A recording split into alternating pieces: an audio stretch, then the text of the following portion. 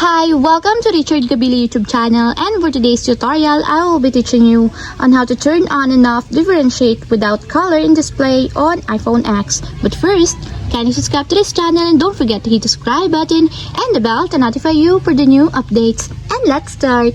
Using your iPhone X, from your home screen first, go to Settings. Then in the Settings, scroll down and find the Accessibility and then tap. Then in the accessibility, go to vision section and then tap the display and text size. Then in this part in the display and text size, find the differentiate without color, and as you will see, there's a switch button located on the side of it. Then all you have to do is just tap it to enable until it becomes green. When the differentiate without color is enabled, it replaces user interface items that rely solely on color to convey information with alternatives. And if you want to disable or turn off, just tap again the switch button just like this.